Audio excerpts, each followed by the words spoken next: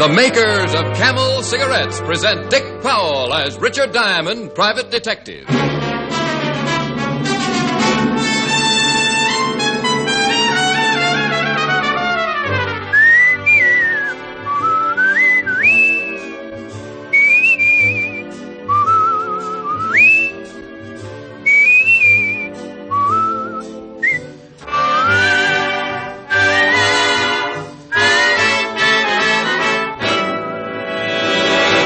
More people smoke Camels than any other cigarette. The reasons behind Camel's great popularity are flavor and mildness.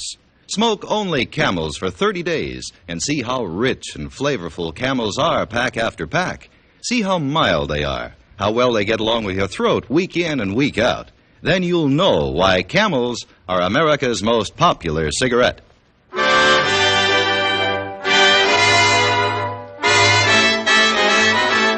Here, transcribed, is Richard Diamond, private detective, starring Dick Powell.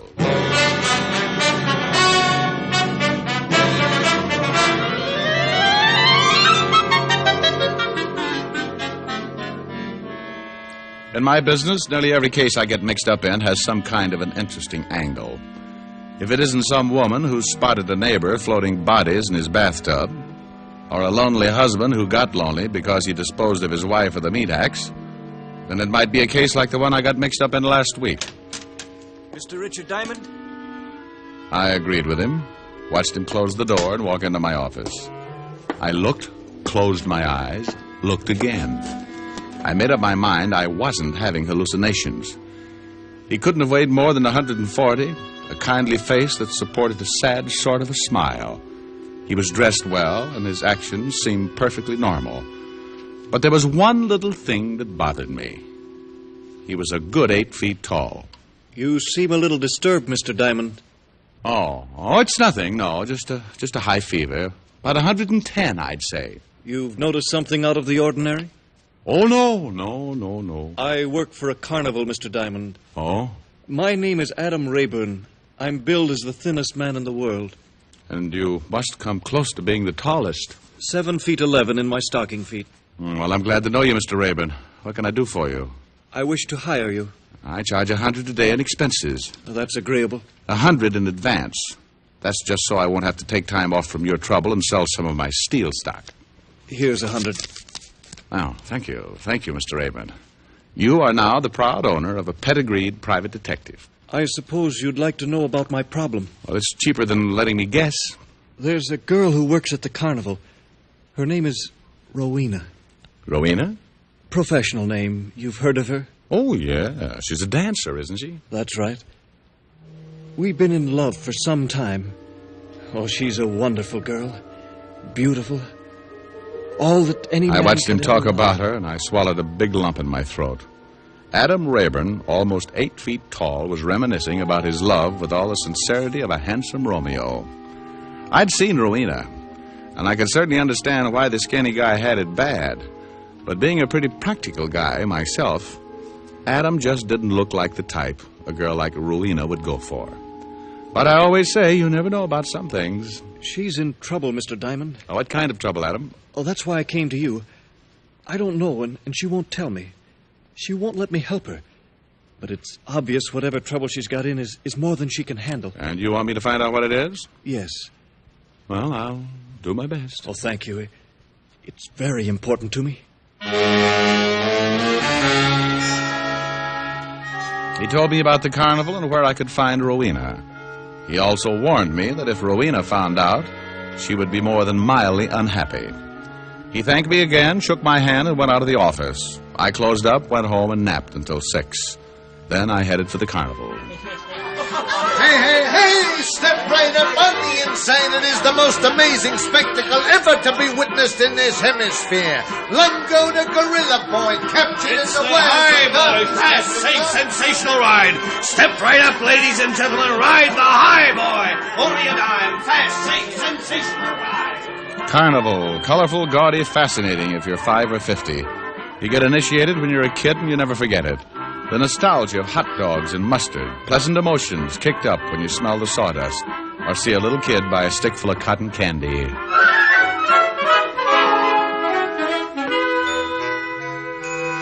And then you look up and see Rowena dancing on the small stage in front of the tent, doing just enough of her bit to entice the customers and not offend the sheriff. And suddenly you realize how fast you grew up. I purchased a ticket, making sure to flash all of the $100 retainer, and went inside. The tent filled in a hurry, the lights went down, and on came Rowena.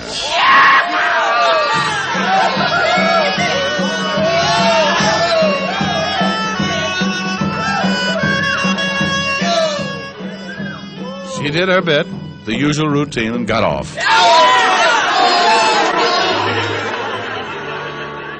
I waited for the tent to empty and then went back to look for the beautiful dancer. There was another small tent in the rear of the big one, and as I approached, I could hear two girls talking. I understand about that. Sure, Rowena, sure, I'll keep it for you. Now, look, Dixie, I don't want anybody to know about it. Not anybody. He's giving you trouble, huh? Yes, he's been... What's the matter? Yes? Who is it? Rowena? Yeah? You, want to see me? Mm-hmm. I'll be going. Oh, don't let me bust up anything. That's okay. I gotta be going anyway. This is Dixie Jones, Mr. Diamond. How are you, Dixie? Bushed. Well, nice meeting you, Mr. Diamond. I'll talk to you later, Rowena. Cute. Mm-hmm. Now, what can I do for you, Mr. Diamond? I just saw the show. Good. I'm glad you liked it. Is that why you stopped back? Oh, I thought I'd like to meet you. It's against the rules. Whose rules? The guy who runs the carny. Not your rules? Sometimes.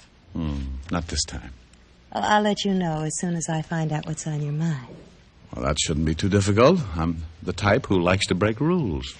Well, you're a little old for the usual schoolboy and too hep for a yokel. What do you do, Mr. Diamond? Well, nothing obvious, but I make a few bucks, and occasionally I use the few bucks to buy a pretty girl a drink. Just one drink, Mr. Diamond? Score for Diamond. She was interested, and I made a mental bet with myself that she'd spotted my bankroll and not my blue eyes. She excused herself, did a quick change behind a screen in the corner of the tent. She came out dressed in mink and a black number that could have snarled up traffic on any quiet intersection. She took my arm, and we headed for the nearest pub, in this case, the Fallen Duck. A cozy little bistro that certainly seemed appropriately named. If a duck had wandered in, it would have taken a nosedive in a hurry. Man, boy, duck, or diamond, nothing could have stood for long. It's a little crowded. Oh, it's probably necessary. If all the people left at once, the walls would fall in. Here's to what, Mr. Diamond? Well, to you calling me Rick. I'll drink to that. Rick. Aren't you a little warm? Mm-hmm. But you'll suffer a little and keep the mink on. It's a nice coat, isn't it? Charming. You do all right. Diamond bracelet, the mink. I could use another drink. Oh, sure. Without the water. We sat and I watched her kill a few more, and in between times she moved. The pitch was subtle and as practiced as a lion trainer with a kitten. She worked hard and I played along. It wasn't difficult. Rowena was quite a girl, and as far back as I can remember, I've liked girls, particularly the type you classify as quite a girl. About the time I was offering my fullest cooperation, we were interrupted. Hey, there's Rowena. Yeah, swell. Friends of yours? It's Dave Sylvester and his wife. He owns the carny. How are you, Rowena? Fine. Hello, Paula. Hello, Rowena. This is Mr. Diamond and Mr. and Mrs. Sylvester. How are you? How do you do? Can I buy you two a drink? Well, that would be... No, thanks, Dave. We were just leaving. Come on, Rick. Well, nice meeting you. Nice meeting you, Mr. Diamond. Yeah. Sorry you got to be going. Good night, Dave. Paula. Well, that answers that. Not friends. I've known Dave for a long time, way before I joined the carny. What makes you think we're not friends? Oh, just a casual observation. I got the idea when your hair stood straight up. You better take me home.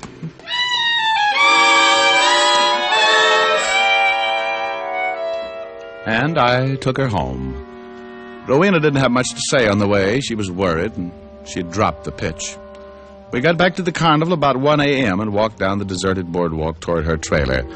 Up to that point, I had made up my mind about several things concerning the lovely Rowena. First, she didn't figure to be in love with Adam Rayburn.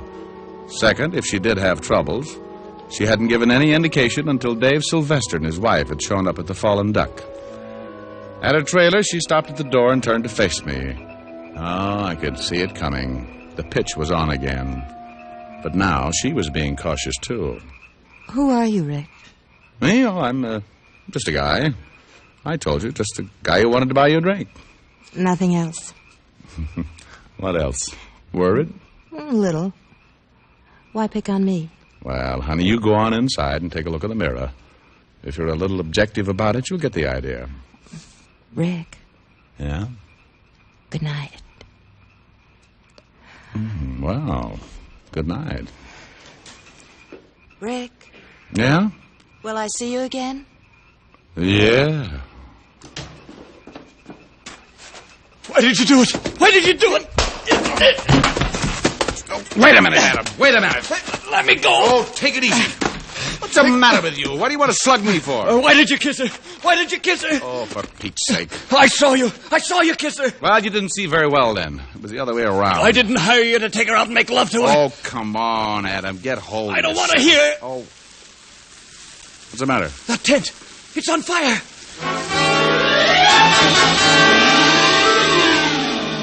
I turned and looked in the direction he was pointing his skinny arm. The small tent Rowena had used for a dressing room was on fire. Fire! Fire! Some others had already noticed it, and by the time we got there, the tent was completely engulfed in the roaring flames. Every one of the troop turned out in odd stages of undress and got a bucket line going, but the tent was past saving. The fire department arrived, put out the last of it, and then one of the troop, picking his way through the charred ruins, made a grisly discovery. Hey, there's a body in here.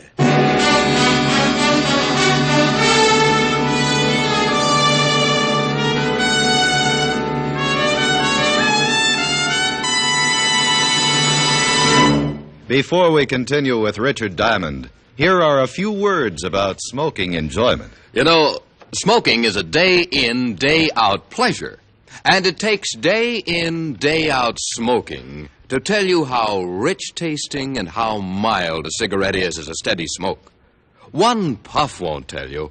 One sniff won't tell you. Smoke only Camels for 30 days, and you'll see why more people smoke Camels than any other cigarette. You'll enjoy the first puff and every puff, for Camel's costly tobaccos are properly aged and expertly blended. No other cigarette has Camel's rich, full flavor, a flavor you'll never tire of. And no other cigarette gives you this proof of mildness. Proof based on steady smoking. In a coast-to-coast test of hundreds of people who smoked only Camels for 30 days, noted throat specialists reported not one single case of throat irritation due to smoking Camels. Make your own Camel 30-day test and see for yourself why more people smoke Camels than any other cigarette. How mild, how mild, how mild, how mild can a cigarette be? Make the Camel 30-day test and you'll see. Smoke Camels and see. And now, back to Richard Diamond, Private Detective, starring Dick Powell.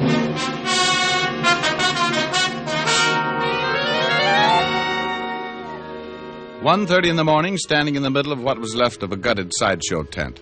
Standing with the members of the Sylvester Carnival troupe, looking down at the burned body of a girl. A case with a simple beginning, and then a fire and a girl dying in the fire.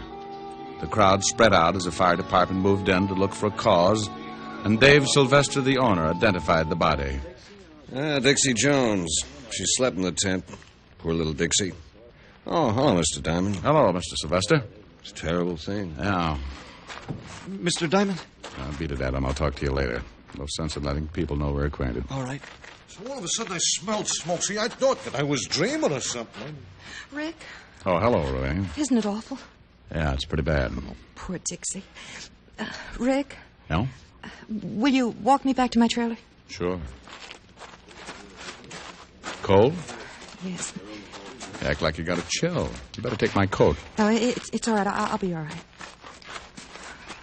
Well, good night, honey. Rick. Yeah? I don't feel much like sleeping. Why don't you come in for a while? What's the matter, dear? You act as if you're scared. Of you? Well, I don't know what it is, but you're scared of it. That's ridiculous. Good night, Rick. Psst. Mr. Diamond. Well, now, don't start swinging again, Adam. I didn't even hold her hand. I just left the fire. The fire department found out it wasn't an accident. What? I heard the chief say the fire was started deliberately. They called the police. Well, now the simple case with a fire and what looked like an accidental death had turned into murder. I asked Adam why anyone would want to kill Dixie, the chorus girl, but he couldn't even come up with a guess. I warned him again about keeping our relationship a secret and went out to the corner to wait for the police. In about 20 minutes, I spotted a prowl car with a familiar figure in the front seat. Rick, what are you doing here? Well, I stayed for the late show. It's a nice fire.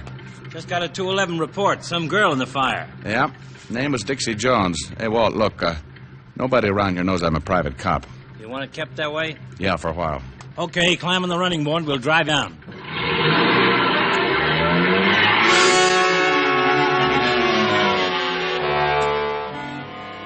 We drove down to the scene of the fire, and I stayed in the car while Walt and Sylvester looked at the body of the dead chorus girl and talked with the fire chief. A couple of times I spotted Adam standing off to one side watching. And if he noticed me in the car, he did a good job of not showing it. Sometime later, Walt came back and we took a drive. I told him everything up to date, how Adam had hired me to find out what was troubling his lady love, how I'd gotten the big pitch from her obvious dislike for the Sylvesters, and everything leading up to and after the fire. Well, that's sure not much. I know it, Walt, but there's one thing sure. Rowena was scared stiff after the fire. Sometimes fires do that. No, it was something more, Walt. This dame lives high. Mink coats, jewelry that runs into a lot of carats. She has a real taste for anything that smells like that green stuff. I flashed a roll when I went in to see her show. She acted like a steady date when I went back to her dressing room. Rowena doesn't make enough money at this carny to buy all those things, Walt. Well, I'm having the whole troop brought in for questioning. Maybe we'll uncover something. This client of yours. Adam Rayburn? Yeah. What does he know? Oh, apparently not much.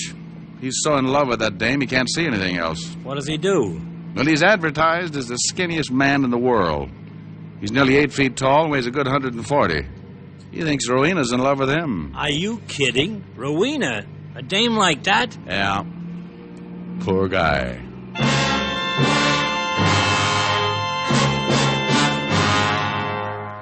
Walt dropped me off at my apartment and I got some sleep. The next morning, I went down to the precinct and listened through an open line as Walt interrogated the entire troupe of the Sylvester Carnival. It took all morning and most of the afternoon. Rowena answered her share of questions, and her voice was shaky and cautious. Adam answered his, admitting his association with me only after Walt informed him the fact was known. The last two questioned were Dave and Paula Sylvester. I have no idea why anyone would want to start a fire. How about wanting to kill Dixie? I can't imagine. How about you, Mrs. Sylvester? No, Dixie was just a nice kid. Slept in the tent. I don't know why anyone would want to kill her. Mr. Sylvester, how long have you known Rowena? Just since she's been with the carny. About 5 years, I guess. First break. First hint of a cover-up. Dave Sylvester had said he'd only known Rowena since she'd been with the carnival. I left the precinct thinking about the time I'd spent with Rowena and the fallen duck. She'd said she'd known Sylvester for a long time before she joined the carnival. I grabbed a cab and went back to the carnival grounds, where I hung around until my client showed up. We found a quiet spot and talked. I know she's never said much about Dave or Paula. Oh. Well, how about the girl who was killed, Dixie? Well, they were friends, that's all. Why, have you found out something? How much money have you given her, Adam? Oh, no, wait a minute. How much? Well, not much. How much does she make? About $200 a week. Then who's buying those minks? Well, she is. And the jewelry? What do you mean? She told me she bought those things with money she'd saved. Out of $200 a week? Well, yes. And then why ask you for more? Because she needed it. I didn't ask her why. She likes nice things. We're in love, Mr. Diamond.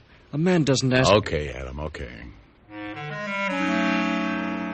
I lost myself for the rest of the afternoon in the newspaper files, looking up past history on David Sylvester, his wife, and Rowena.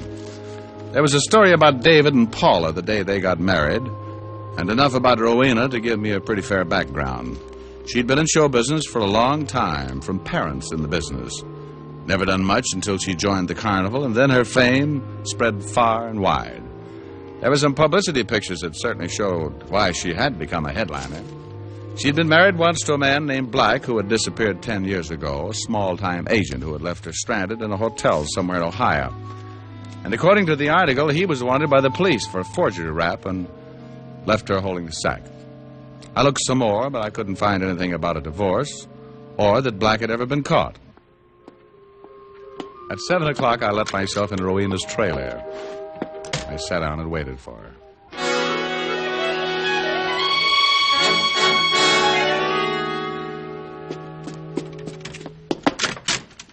Hello, Rowena. Rick. I'm glad to see you, Rick.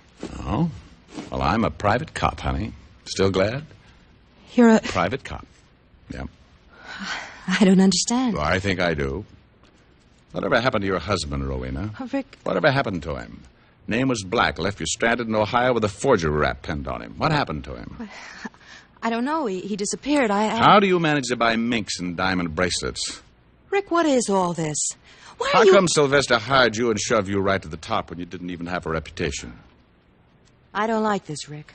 I don't think it's I don't like it either. Now tell me about Dixie. Why was she killed? I don't know. Rick, you don't think It's the one thing I've got to tie up. Whoever set fire to that tent, did they think it was you in there? Don't be ridiculous. Well, see how ridiculous this sounds, honey. Dave Sylvester is your missing husband. No. He's paying you to keep your mouth shut. Get out of here. You don't care who you pick on, do you? If you can't blackmail a guy, you work him, like Adam Rayburn. Poor guy thinks you're in love with him. Get out! Get out! How much did you get? A couple of lousy dollars? Anything for a buck, huh? If you don't get out of here, I'll have you thrown out. I want to know why Dixie was killed. And, baby, you're going to tell me. Rick, please. Oh, it won't work, honey. Now, what was the connection? Please. Baby, if you know why she was killed, that makes you an accessory before the fact. I'm not very happy about you, honey, and I'd be more than willing to do my bit to see you get a few years. Rick. Now, you better tell me all about it. Be a lot easier. All right. Dave Sylvester is my husband. His real name is Martin Black. You're right, I was blackmailing him. Somebody fired 2 shots through the open window and nailed her twice. I caught her, she dropped, and I lowered her to the sawdust floor. I kept my arm around her because she couldn't do much more than look up and smile, a tired smile. Thanks. Thanks for the lift. Honey. It's all right. Dixie was keeping the marriage license for me, so Dave wouldn't find it. I guess he did anyway. He must have killed her and set fire to the tent. I'll get a doctor. I gotta say something, Rick. No excuses. I took Adam. I took everybody. Mixed up. Was going to take you, and something happened, I guess. Maybe I thought you might be the boy on the white horse. Baby, look. I'm telling the truth, Rick. A lady wouldn't lie at a time like this. No, I guess she wouldn't. I put a pillow under her head and went out. The carnival had suddenly turned into a bad dream, a lot of noise and confusion. There was a killer loose, and I wanted to get him. Look out, Diamond! It was Adam Rayburn again, standing near a tent. David Sylvester had been waiting for me to come out. Sylvester jumped as Adam yelled and turned his gun on Adam. He caught Adam with the first one, and the big, thin guy toppled like an anemic sapling. I got my gun out, but Sylvester had disappeared in the darkness. Go get him. I'm all right. I circled the tent and spotted Sylvester running up the main drag. He turned and tried a quick shot. People started running when they got the idea, and I kept low, trying to stay in the clear. The place emptied faster than a ballpark in a thunderstorm, and Sylvester was caught on the empty walk. He turned for another shot, but I beat him to it. The slug knocked him sideways, and he staggered into a building, and I went in after him. It turned into the weirdest chase I'd ever gotten mixed up in. I found myself looking at a dozen Richard Diamonds and an equal number of Dave Sylvesters. I was faced by a room full of mirrors, and to top it off, a recorded laugh was playing over and over. A gimmick to show the public how much fun they could have inside. Oh, some fun. The dozen Sylvesters had all turned and taken a shot at the dozen Diamonds, and the dozen Diamonds suddenly became one less. It was a process of elimination. Sooner or later, one of us would stop hitting mirrors and get the real thing. I picked one of the Sylvesters, and we both went to work.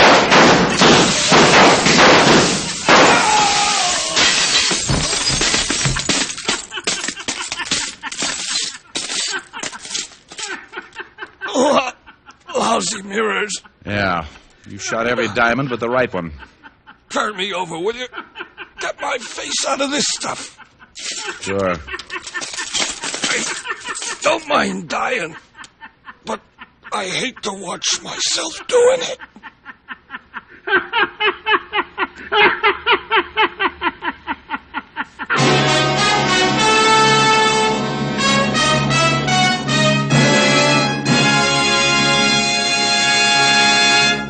Dick Powell will return in just a minute. Again, doctors in all branches of medicine have been asked this question. What cigarette do you smoke, Doctor? Again, the brand named most was Camel.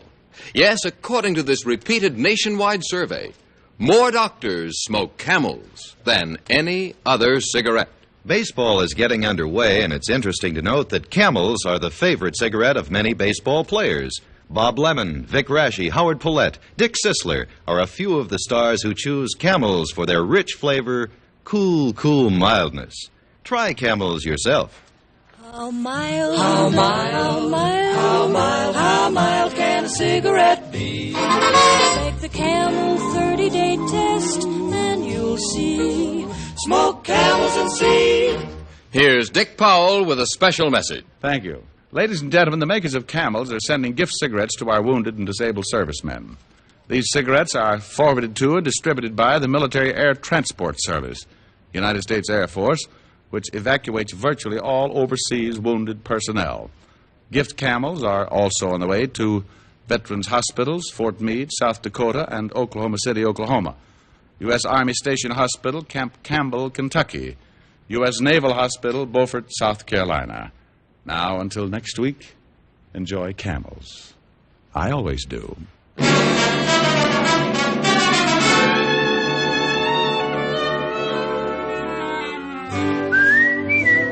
Dick Powell can now be seen starring in RKO's Cry Danger. Tonight's adventure of Richard Diamond was written by Blake Edwards with music by Frank Worth. Our director is Helen Mack. Featured in the cast were Arthur Q. Bryan, Michael Ann Barrett, Sandra Gould, Sheldon Leonard, Paul Duboff, and Bob Bruce.